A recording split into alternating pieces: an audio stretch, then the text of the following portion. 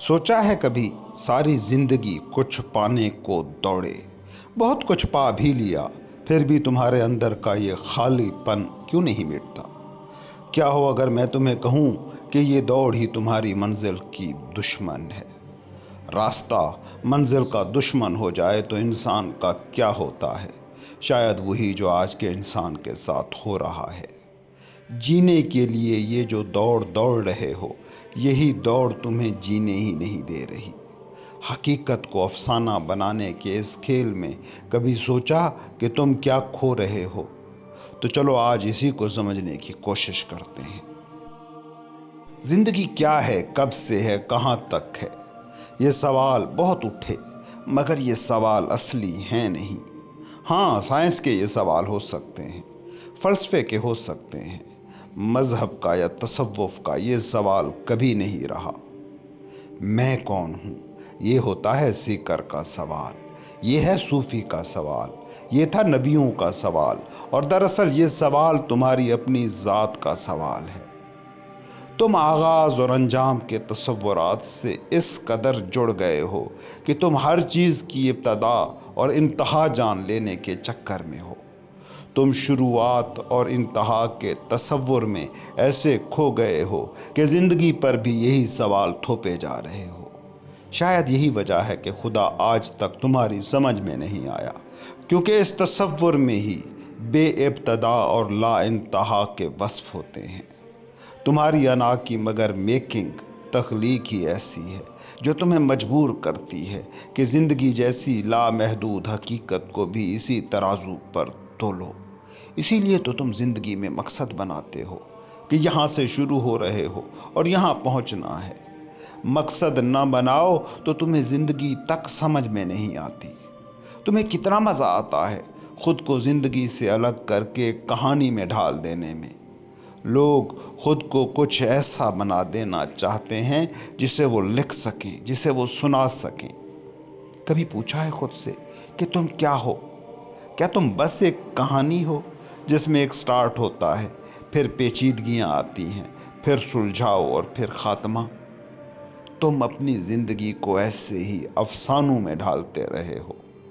حقیقت کو افسانہ بنا دینا تمہاری انا کا پسندیدہ مشغلہ ہے۔ انا کو اصل میں یہ کھیل بہت پسند ہے۔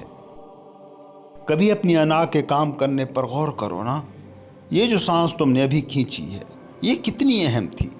یہ جو ابھی پانی کا ایک گلاس پیا ہے، یہ کتنا اہم ہے؟ یہ جو لقمہ تم نے ابھی کھایا، یہ تمہارے ہونے میں کتنا اہم ہے؟ مگر یہ چیزیں کیا کبھی تمہیں اہم لگی ہیں؟ نہیں لگی۔ اہم کیا ہے تمہاری انا کے لیے؟ وہ ترقی جو تمام عمر بھی تمہیں نہ ملے تو تم جی لو گے۔ وہ عزت جو تمہیں کبھی نہ ملے تو تمہارے زندہ رہنے میں کوئی فرق نہ آئے، دل کی دھڑکنوں پر اس سے کوئی اثر نہ پڑے۔ وہ شہرت کہ جو نہ بھی ملے تو زندگی کے تجربے پر 2 کا فرق نہیں پڑتا۔ انا اور انائی دماغ بس ایسے ہی کرتا ہے۔ یہ ایک سٹوری میکر ہے، قصہ گو، اتنا ظالم قصہ گو کہ وہ تمہیں بھی قصہ بنا دیتا ہے۔ شاید اسی لیے سارے گرو صوفی سانس کا مراقبہ کراتے ہیں، تاکہ جو زندگی کی حقیقی ترین چیزیں ہیں ان کو تم افسانوں کے پردوں میں گم نہ کرو۔ تم صوفی سے پوچھتے ہو کیا مقصد ہے تمہاری زندگی کا؟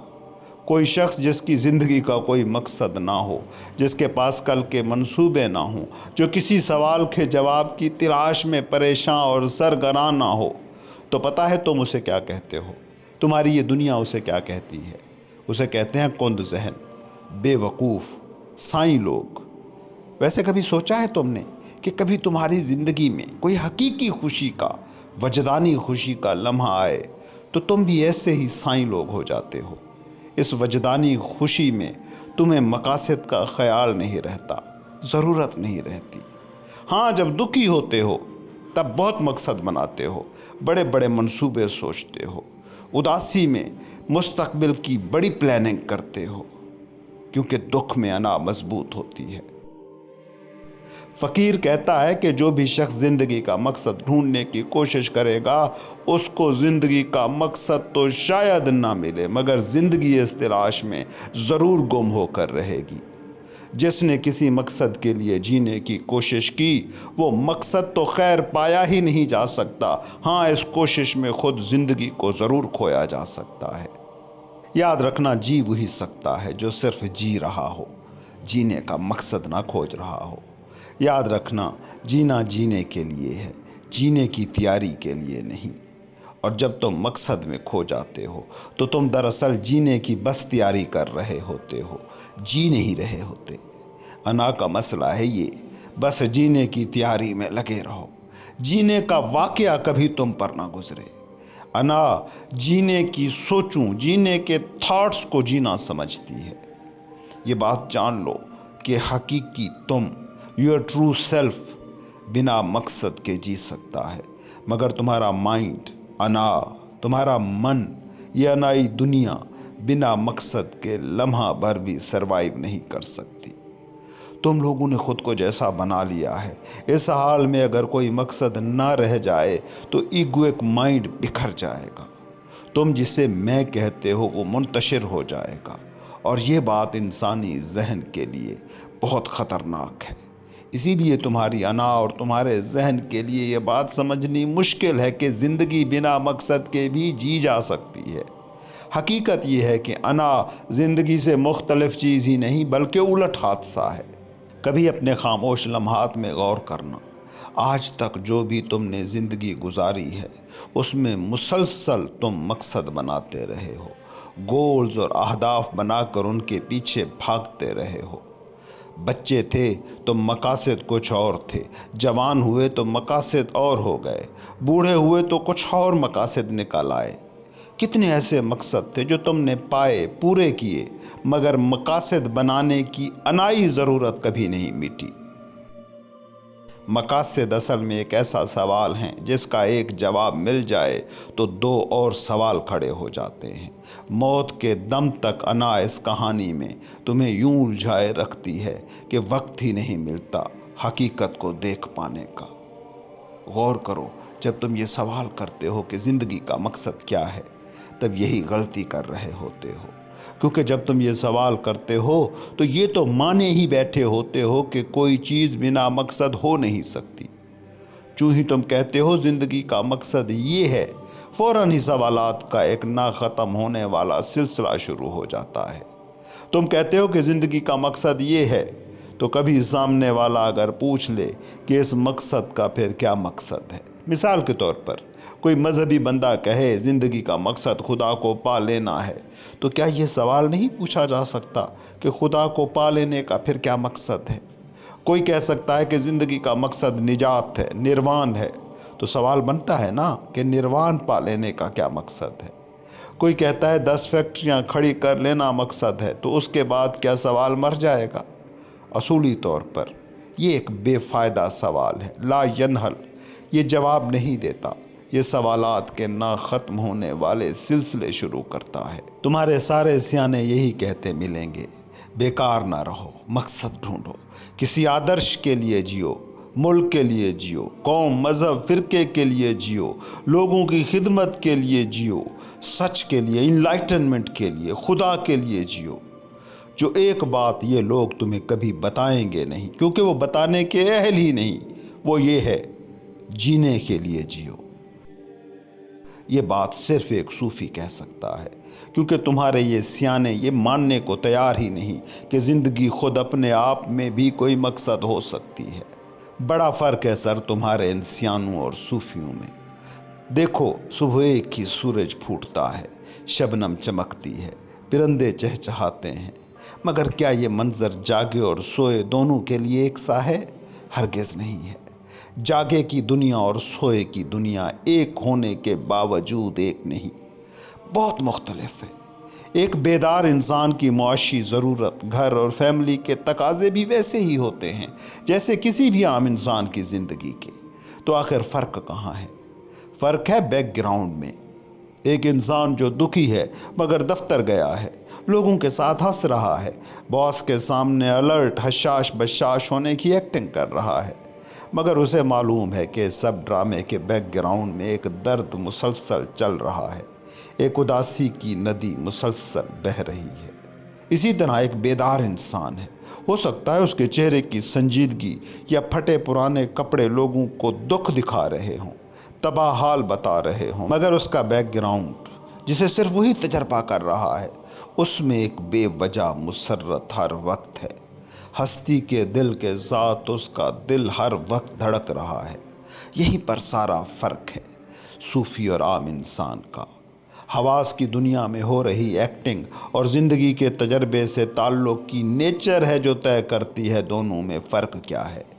انائی انسان حواس کی دنیا میں ہے، اس کا سارا علم آنکھوں دیکھے کانوں سنے لیبلز پر مبنی ہے جو دماغ میں سٹور ہیں۔ یہ مادے کی دنیا ہے، مگر مادے کی یہ دنیا ایک برتن میں واقع ہو رہی ہے۔ وہ برتن ہے خلا، وہ برتن ہے خاموشی، وہ ہے جسے میں کہہ رہا ہوں بیک گراؤنڈ۔ وہ خلا جس میں چیزیں موجود ہیں، وہ پس منظر جس میں پیش منظر کی پرچھائیاں ناچ رہی ہیں۔ صوفی سامنے دیوار پر لگی پینٹنگ کو ہی نہیں، دیوار کو بھی جان رہا ہوتا ہے۔ ایک دیوار پر تصویر لگی ہو، تم سے کوئی پوچھے تو کہو گے ایک تصویر ہے، صوفی کہے گا ایک دیوار ہے جس پر تصویر لگی ہے۔ کل حقیقت اور جزوی حقیقت، ان دونوں میں بس یہی فرق ہے۔